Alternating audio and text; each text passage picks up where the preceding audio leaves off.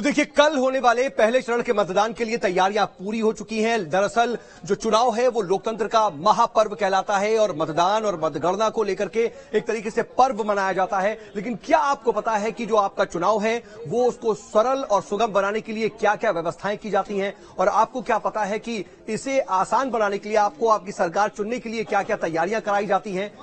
चलिए आपको लिए चलते हैं कुछ ऐसे छत्तीसगढ़ के दुर्गम इलाकों में जहां पर कुछ मतदान जो कर्मी हैं, उसके अलावा जो कुछ मतदाता हैं, उन्हें कड़ी मशक्कतों का भी सामना करना पड़ता है।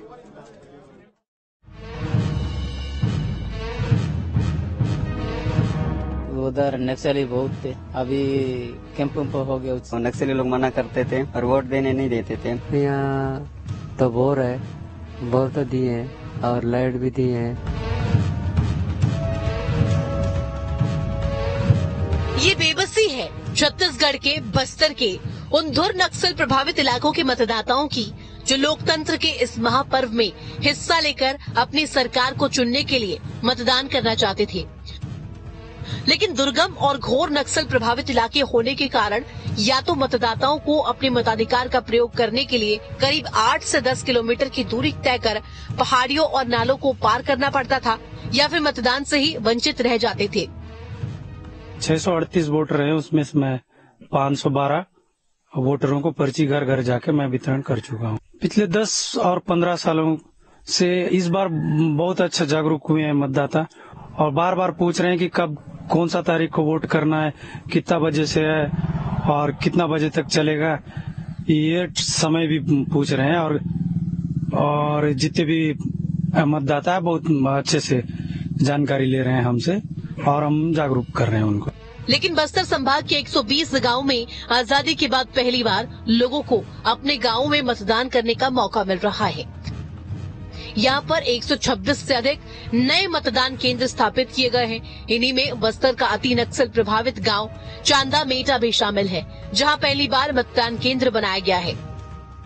तो वहीं छत्तीसगढ़ का प्रथम विधानसभा क्षेत्र क्रमांक 1 भरतपुर सोनहत का आधा एरिया कोरिया और आधा मनेन्द्रगढ़ चिरमिरी भरतपुर जिले में है, जहां पर केवल 5 मतदाता है, जिनमें 3 पुरुष और 2 महिला मतदाता है। यहाँ पर झोपड़ी में मतदान केंद्र बनाया गया है। कम्प्लीटली नक्सल ग्राउंड करके पहचाना जाता था चांदा मेटा। यहाँ पे नक्सल ट्रेनिंग वगैरह होती थी, और फिर काफी चैलेंजेस थे। शुरुआत में कुछ इंसिडेंट भी हुए, लेकिन समय के साथ साथ जैसे डेवलपमेंट हुआ, रोड इलेक्ट्रिसिटी आई, स्कूल खुला, उसके साथ साथ बदलाव दिखने को मिला। लोगों का ट्रस्ट जो है सीआरपीएफ के ऊपर बढ़ गया। छत्तीसगढ़ का रण, पहला चरण 20 सीटों पर 223 उम्मीदवार मैदान में, 198 पुरुष और 25 महिला उम्मीदवार, कुल 40,78,681 मतदाता, 19,93,937 पुरुष मतदाता, 20,84,675 महिला मतदाता, 69 थर्ड जेंडर मतदाता शामिल, कुल 5,304 मतदाता केंद्र, कुल 200 संगवारी मतदान केंद्र।